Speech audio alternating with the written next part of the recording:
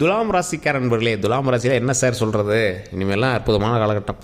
ஒரே ஒரு சின்ன சின்ன ஆப்ளிகேஷன்ஸ் மட்டும் தான் இருக்குது. மற்றதெல்லாம் ஒன்றும் பெரிய இஷ்யூஸ்லாம் இல்லை. நல்ல ஒரு காலகட்டம் தான், கவலைப்படாமல் இருக்கலாம். இந்த 15 நாட்கள் உங்களுக்கு ஒரு அற்புதமான காலகட்டம். இந்த 15 நாட்களில் நீங்கள் செய்யக்கூடிய ஒவ்வொரு விஷயமும் உங்களுக்கு மகிழ்ச்சியாக இருக்கும். இந்த மகிழ்ச்சிகள் அப்படியே தொடரும் இனி வரக்கூடிய காலகட்டங்களில். ஒன்று ரெண்டு சின்ன சின்ன விஷயங்கள், அதை மட்டும் கொஞ்சம் கவனமாக வச்சுக்கோங்க. நகைகளை கொஞ்சம் பத்திரமா வச்சுக்கோங்க. நகைகள் சம்மந்தப்பட்ட விஷயத்தில் கொஞ்சம் பத்திரமா வச்சுக்கோங்க, அவ்வளோதான். மற்றதெல்லாம் பெரிய இஷ்யூஸ் கிடையாது. நகை விலை ஏறத்தை பார்த்துட்டு சார் அது எப்படி சார் பத்திரமா வச்சுக்க முடியும்லாம் நீங்கள் கேட்காதீங்க. சின்ன சின்ன மோதிரங்கள், தோடு, இந்த மாதிரி விஷயங்கள்லாம் கொஞ்சம் பத்திரமா வச்சுக்கோங்க. அது சின்ன பொருளாக தான் இருக்கும், ஆனால் அது இன்றைக்கி இதோட விலைவாசி எங்கேயோ இருக்கும். ஸோ அதனால் அதெல்லாம் கொஞ்சம் கவனமாக வச்சுக்கோங்க. குழந்தைகள் துலாம் ராசியில் இருக்காங்க அப்படின்னா அந்த நகை வெள்ளி பொருள் இதெல்லாம் போட்டுருக்காங்க அப்படின்னா அதெல்லாம் கொஞ்சம் கவனமாக வச்சுக்கோங்க. சில பொருட்களை நீங்கள் பத்திரமா வச்சுக்கூடிய ஒரு காலகட்டம். உடல் ஆரோக்கியத்தில் கொஞ்சம் கவனத்தை, மற்றபடி உடல் ஆரோக்கியத்தில் ஒன்றும் இஷ்யூஸ் இல்லை. சின்ன சின்ன பொருட்களில் கொஞ்சம் கவனம் செலுத்துங்க. உடல் அமைப்புகளில் ஏதாவது உங்களுக்கு உடல் ஆரோக்கியத்தில் ஒரு மாதிரி இருந்தது அப்படின்னா உடனே டாக்டர் பார்த்துருங்க. ஜோதிடத்தில் நல்லா இருக்குன்னு சொல்லிட்டாங்க சார், அதனால் ஜாதகத்தை பார்க்கலாம் இருக்கக்கூடாது. அது ஒரு முட்டாள்தனம், டிஸ்க்ளைமராகவே சொல்கிறோம். ஸோ உடல் ஆரோக்கியத்தில் ரொம்ப ரொம்ப கவனம் கண்டிப்பாக தேவை. அதே போல் கணவன் மனைவிக்கிடையே சின்ன சின்ன சலசலப்பு இருக்கிற வாய்ப்புகள் இருக்குது. அந்த சலசலப்புகளை சரி பண்ணிக்கோங்க. மன ரீதியாகவும் உடல் ரீதியாகவும் நல்லபடியாக பேசி அதுக்கு தகுந்த மாதிரி சால்வ் பண்ணிக்கோங்க. இந்த ராசிக்காரர்களை பொறுத்த வரைக்கும் கல்வி சம்மந்தப்பட்டமான விஷயமா இருந்தாலும் சரி, தொழில் சம்மந்தப்பட்டமான விஷயமா இருந்தாலும் சரி, ஒரு highlighted person, he's a highlighted person அப்படின்னு சொல்லுவாங்க. இந்த ஆள் ஒரு நல்ல ஒரு முன்னோடி அப்படிம்பாங்க. இவங்க குலதெய்வத்தினுடைய ஆற்றல் பெற்றவங்க. குலதெய்வத்தினுடைய ஆற்றல்னால் எப்படி? குலதெய்வத்தினுடைய நேரடி ஆற்றல் பெற்றவங்க இந்த ராசிக்காரர்கள். தொழிலில் மேன்மை உண்டு, கல்வியில் மேன்மை உண்டு. தொழில் பண்ணும்போதும் கல்வி பண்ணும்போதும் சின்ன சின்ன மைண்ட் டிஸ்ட்ராக்ஷன் இருக்குது. அதனால் எதிர் சம்மந்தப்பட்ட, அதாவது எதிர்பாலினத்தவர் மீது கொண்ட ஈர்ப்பின் காரணமாக சின்ன சின்ன தவறுகள் நடக்கிற வாய்ப்புகள் அதிகமாக இருக்குது. ஸோ அந்த நேரத்தில் நீங்கள் கொஞ்சம் கவனமாக இருங்க. அந்த விஷயத்தில் மட்டும் கொஞ்சம் சரி பார்த்து கொஞ்சம் உடலையும் மனதையும் ஆரோக்கியமாக வைத்து கொண்டீர்கள் என்றால் இனி வரக்கூடிய காலகட்டத்தில் உங்களை யாரும் எந்த மைனஸும் சொல்ல முடியாது. இந்த ராசிக்காரர்கள் எப்பொழுதுமே உங்களுடைய மைனஸை மட்டும் ப்ளஸ் ஆகிக்கோங்க. உங்களை யார் ஏதாவது சொல்கிறாங்க, நீங்கள் செய்கிறது எல்லாமே சூப்பராக பண்ணுவீங்க. மற்றவங்களுக்கு செய்யக்கூடிய விஷயங்களும் சூப்பராக செய்வீங்க. மற்றவங்களுக்கு ஏதாவது வயதானவர்களுக்கு, முதியவர்களுக்கு, வீட்டில் இருக்கிறவங்களாம் நல்லா பார்த்துக்குவீங்க. ஆனால் உங்களுடைய வார்த்தைகள் மட்டும்தான் ரொம்ப கடினமாக போயிடுது. அந்த வார்த்தைகளால் மட்டும்தான் தேவையில்லாத பிரச்சனைகள்லாம் இழுத்துட்டு இருந்திருக்கு. ஸோ அதனால் அந்த வார்த்தைகளை மட்டும் கொஞ்சம் கவனம் செலுத்துங்க. அந்த வார்த்தையை கொஞ்சம் பார்த்து பேசுங்க. மற்றபடி ஒன்றும் இஷ்யூஸ் கிடையாதுங்க. அதே போல் இந்த ராசிக்காரர்களை பொறுத்த வரைக்கும் உங்களுடைய தொழில் ஸ்தானமானது, உங்களுடைய தொழில் சம்மந்தப்பட்ட எந்த ஒரு ஸ்தானத்தில் நீங்கள் பண்ணலாம். அதாவது தொழிலுங்கிறது நீங்கள் செய்யக்கூடிய தொழிலாக இருக்கலாம், இல்லை நீங்கள் வேலைக்கு போகிறீங்க அப்படிலாம் இருக்கலாம். வேலைக்கு போகிற இடத்துல சின்ன சின்ன இடமாற்றத்துக்கு நீங்கள் எதிர்பார்த்து காத்து கொண்டு இருக்கக்கூடிய ஒரு காலகட்டமாகவும் இருக்குது. அதே மாதிரி தொழில் செய்யக்கூடிய இடத்துல தொழிலில் கொஞ்சம் மேன்மை வரணும் அப்படிங்கிறதுக்காக நீங்கள் எக்ஸ்ட்ரா ஸ்டெப்ஸ் நிறைய பண்ணக்கூடிய ஒரு காலகட்டமாகவும் இருக்குது. இந்த எக்ஸ்ட்ரா ஸ்டெப்ஸ் பண்ணக்கூடிய ஒரு நேரத்தில் நீங்கள் எதை பார்த்து நீங்கள் கண்ட்ரோலாக கரெக்டாக இருந்துக்கணும் அப்படின்னா, தொழில் அமைப்புகளில் நீங்கள் எந்த அளவுக்கு ஸ்டேபிளாக இருக்கீங்க. தொழில் அமைப்பு அப்படின்னா, தொழிலில் இந்தளவுக்கு நான் பெருசாக கொண்டு வரணும், தொழிலில் இந்தளவுக்கு நான் அடுத்த ஸ்டேஜுக்கு போகணும் அப்படிங்கிறதுக்காக ஆசைப்படுறீங்களே தவிர நீங்கள் ஸ்டெப் எடுக்கிறதில்ல. ரிஸ்க் ஃபேக்டர்ஸுக்கு நீங்கள் எப்போயும் போகிறதில்ல. துலாம் ராசியை பொறுத்தவரைக்கும் ரிஸ்க்காக இருக்கிற எந்த ஒரு விஷயத்தையும் நீங்கள் கையை வைக்க மாட்டீங்க. இது துலாம் ராசியினுடைய விதி, அதோடைய அம்சம் அப்படின்னே சொல்லலாம். சார் ஏன் சார் துலாம் ராசி மட்டும் இப்படி இருக்குது அப்படின்னு கேட்டிங்கன்னா, துலாம் ராசியிலே ஒரு பெரிய மைனஸ் இது தான் சார். உங்களுடைய மைனஸ் ப்ளஸ் ஆகிக்காங்க ஃபஸ்ட்டு சொன்ன பார்த்தீங்களா? துலாம் ராசியோட மிகப்பெரிய மைனஸ் தான். பண்ணணும்னு நினைக்கிறீங்க, ஆனால் ரிஸ்க் எடுக்க மாட்டேங்கிறீங்க. ஏதாவது ஒன்று சொன்னால் குழம்பிட்டே இருக்கிறீங்க. இந்த விஷயத்தை மட்டும் கொஞ்சம் மாற்றிக்கோங்க. மற்றவங்ககிட்ட போய் உங்களோட குறைகளை மட்டும் சொல்லாதீங்க. உங்களோட நிறைகளையும் மற்றவங்ககிட்ட சொல்லாதீங்க. இதை பண்ணால் அதை பண்ணணும் உங்களோட ப்ளஸ் பாயிண்ட்டையும் சொல்லாதீங்க. எல்லா விஷயத்தையும் பொறுமையாக நிதானமாக கையாண்டால் மிகப்பெரிய நன்மை உண்டு. இந்த ராசிக்காரர்கள் எப்பொழுதுமே தொழில் அம்சமானவர்கள். தொழில் சம்மந்தப்பட்ட விஷயத்தில் அம்சமான விஷயங்கள் நீங்கள் பண்ணுவீங்க. எந்த அளவுக்கு நீங்கள் ஒரு முன்னோடி அப்படின்னா, எல்லா விஷயத்தையுமே உங்கள் வீட்டில் இருக்கிற எல்லாத்தையும் டிஸ்கஸ் பண்ணுவீங்க. முடிவு நீங்கள் எடுப்பீங்க. நீங்கள் எடுக்கிற முடிவு நல்லாயிருக்கும். ஆனால் அதில் ரிஸ்க் ஃபேக்டர்ஸை நீங்கள் டெஸ்டே பண்ண மாட்டீங்க. அதை பற்றி நீங்கள் நினைக்கவும் மாட்டீங்க. அந்த ரிஸ்க் ஃபேக்டர்ஸ் வரும்போது நீங்கள் மற்றவங்களை திட்ட ஆரம்பிச்சுக்குவீங்க. நீங்கள் எஸ்கேப் ஆயிடுவீங்க.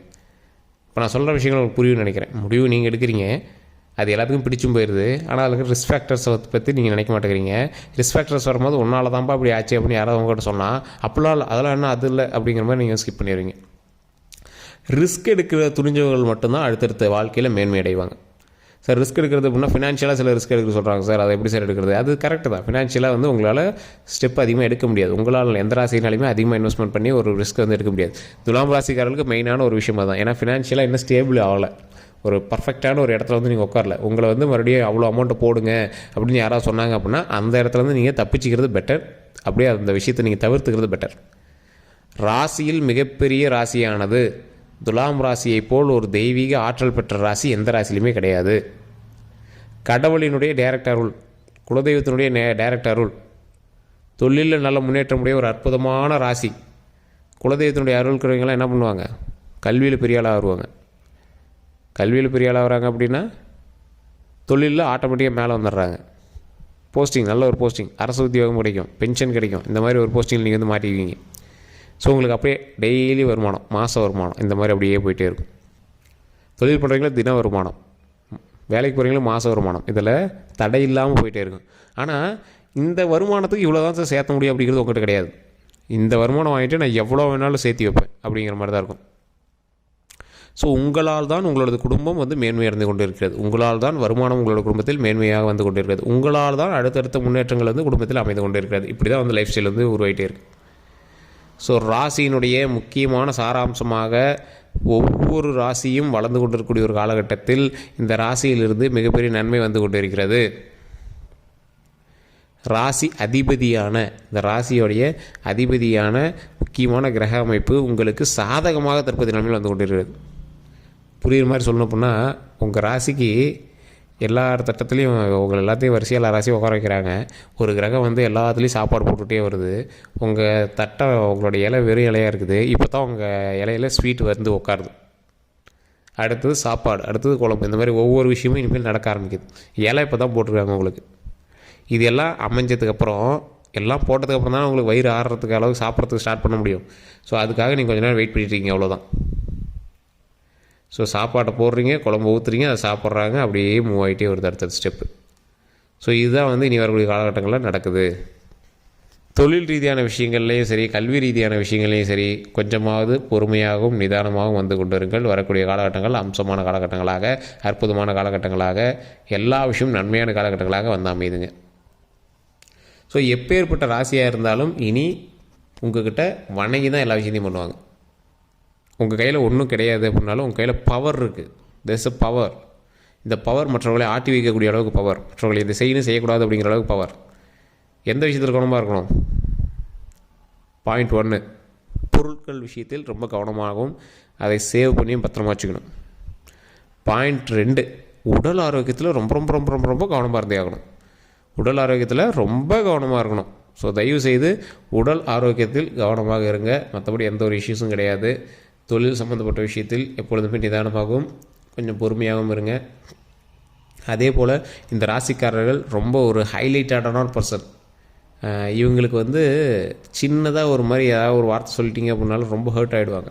ஸோ துலாம் ராசியோட நண்பர்கள் யாராவது பார்த்துருக்கீங்க, துலாம் ராசி வீட்டில் இருக்கிறவங்க யாராவது பார்த்துருக்கீங்க அப்படின்னா வார்த்தைகளை மட்டும் எங்களுக்கு கவனமாக பேசுங்க பாருங்கள். அவங்க வார்த்தைகள் உங்களுக்கு வந்து வாக்காக மாறும். ஒரு நல்ல விஷயங்களுக்கு சொல்லிட்டாங்க அப்படின்னா அது அப்படியே நடக்கும். துலாம் ராசிக்கு உண்டான ஒரு வரம் அப்படின்னு சொல்லலாம். அவங்க ஏதாவது நல்ல விஷயம் சொல்லிட்டாங்க, வாழ்த்திட்டாங்க அப்படின்னா அது அப்படியே நடக்கும். அதனால் கவலைப்படாமல் ஒரு தொழிலோ மன ரீதியான விஷயங்களோ ஏதோ ஒன்று பண்ணிங்க அப்படின்னா கொஞ்சம் நல்லா ஹார்ட் ஒர்க் பண்ணுங்கள். அதில் நல்லபடியாக அவுட்புட் கிடைக்கும். அதே மாதிரி துலாம் ராசிக்காரர்கள் தேவையில்லாத வார்த்தைகளை யாரையும் திட்டிடாதீங்க. நல்ல வரங்கள் கொடுங்க. உங்களுடைய நான் வார்த்தை வந்து ரொம்ப பாசிட்டிவான விஷயம். அது வந்து நான் கண்டிப்பாக நடக்கும் அப்படிங்கிற மாதிரி ஒரு வார்த்தை. ஸோ அதனால் அந்த விஷயத்தில் கொஞ்சம் கவனம் செலுத்துங்க. இந்த வரக்கூடிய காலமானது இந்த 15 நாட்கள் உங்களுக்கு மிகப்பெரிய நன்மை உண்டு. ஜூன் 6ஆம் தேதியிலேருந்துலாம் மார்ச் 6ஆம் தேதியிலேருந்து மே வரைக்கும் உங்களுக்கு அற்புதமான காலகட்டமாலாம் இருக்குது. ஸோ ஹைலைட்டடாக ஏறுது. அப்படியே ஒன்றும் இஷ்யூஸ் கிடையாது. அப்படியே டாப் ஏறிட்டே வருது. அதனால் இனி வரக்கூடிய காலகட்டங்கள் பொற்காலம் அப்படின்னே சொல்லலாம். இந்த பொற்காலத்தை நீங்கள் எந்தளவுக்கு பயன்படுத்திக்கிங்க அப்படிங்கிறத பொறுத்து இருக்குது. குலதெய்வ வழிபாடு மஸ்ட்டு, கண்டிப்பாக பண்ணி ஆகணும். குலதெய்வ வழிபாடு கண்டிப்பாக பண்ணணும். குலதெய்வத்திற்கு போய் 2 நெய் விளக்கேற்றி முடிந்த அந்த பொங்கலோ இல்லை சாப்பாடோ ஏதாவது செஞ்சு அங்கே இருக்கக்கூடியவர்களுக்கு பரிமாறுங்க. அது ரொம்ப ரொம்ப நல்லது. அதே போல் இந்த ராசிக்காரர்கள் எப்பொழுதும் தொழில் செய்யக்கூடிய ஒரு ராசிக்காரர்களாக இருந்தீங்க அப்படின்னா தொழில் செய்யக்கூடிய இடத்துல உங்களுடைய குலதெய்வத்தினுடைய புகைப்படத்தை வச்சு நீங்கள் வந்து வழிபடுங்க. இல்லை சார் வேலைக்கு தான் போய்ட்டுருக்கோம்னா குலதெய்வத்துடைய புகைப்படம் ஃபோன்லேயே கூட வச்சுட்டு அப்பப்போ கும்பிடுங்க. அது ரொம்ப ரொம்ப நல்லது. உங்களுடைய குலதெய்வம் தான் உங்களை முன்னேற்றி கொண்டு வரும். உங்களுக்கு பரிகாரமே குலதெய்வம் தான். ஒன்றும் பெரிய இதெல்லாம் கிடையாது. குலதெய்வம் தான் உங்களுடைய பரிகாரம். உடல் ஆரோக்கியத்தில் மட்டும் கொஞ்சம் கவனமாக இருந்துக்கோங்க. மற்றபடிலாம் ஒன்றும் இஷ்யூஸ் இல்லை. பயப்படுற அளவுக்குலாம் ஒன்றும் இல்லை. உடல் ஆரோக்கியத்தில் கவனமாக இருந்துக்கோங்க. உடல் ஆரோக்கியத்தில் ஏதாவது ஒரு மாதிரி இருந்துச்சு அப்படின்னாலும் நீங்கள் வந்து உடனே டாக்டரை பார்த்து செக் பண்ணுமே தவிர தேவையில்லாமல் நீங்கள் வந்து நீங்களே உங்களுடைய ஃபோனை பார்த்துட்டு இதை பண்ணால் மருத்துவம் சரியாக போயிடும், இதை பண்ணால் இதை பண்ண சொன்னாங்க, இதெல்லாம் தேவையே இல்லை. உங்களுக்கு பெரிய இஷ்யூஸ்லாம் எது வராது. அதனால் உடனே டாக்டர் பாருங்கள். அதுக்கு மைல்டாக இருந்தாலும் அப்பயே செக் பண்ணிடுங்க. அதனால் நீங்கள் வந்து 1 வாரம் 2 வாரம் அதுக்கு தேவையில்லாமல் நீங்கள் வந்து டைம் ஸ்பெண்ட் பண்ணிட்டு இருக்கக்கூடிய காலகட்டங்கள் ஆகக்கூடாது. வருமுன் காப்போம் அப்படிங்கிறது மைண்டில் ஞாபகம் வச்சுக்கோங்க. அதுக்கு முன்னாடி வந்து நீங்கள் வந்து உங்களை ரெடி பண்ணிட்டீங்க அப்படின்னா ஒன்றும் இஷ்யூஸே கிடையாது. மற்றபடி எல்லாமே அற்புதமாக இருக்குது. உங்களுடைய தசாபுத்திகளும் உங்களுடைய கட்டங்களும் உங்களுடைய பிறந்த நேரமும் பிறந்த ஊரும் வந்து கரெக்டாக தெரிஞ்சு வச்சுக்கணும் அப்படின்னா கீழே இருக்கக்கூடிய நம்பருக்கு ஃபோன் பண்ணுங்கள். ஃபேஸ்புக்கில் பார்த்திங்கன்னா ஸ்க்ரீன்லேயே நம்பர் ஓடிட்டுருக்கோம். இது ஏன் நம்ம தெரிஞ்சு வச்சுக்கணும் அப்படிங்கிறனா இதற்கு தகுந்தாற் போல் நீங்கள் மூவ் பண்ணிங்க அப்படின்னா சக்ஸஸ் மேலே சக்ஸஸ் கண்டிப்பாக கிடைக்கும். வேறு ஏதாவது கருத்துக்கள் இருக்க அப்படின்னா மறக்காம கமெண்ட் செக்ஷனில் பார்த்துட்டு இந்த நம்பருக்கு ஃபோன் பண்ணி பேசி தெரிஞ்சுக்கோங்க. வேறு எந்த கருத்துக்களாக இருந்தாலும் நீங்கள் வந்து பேசி தெரிஞ்சுக்கலாம். எல்லோருக்கும் நன்றி நண்பர்களே.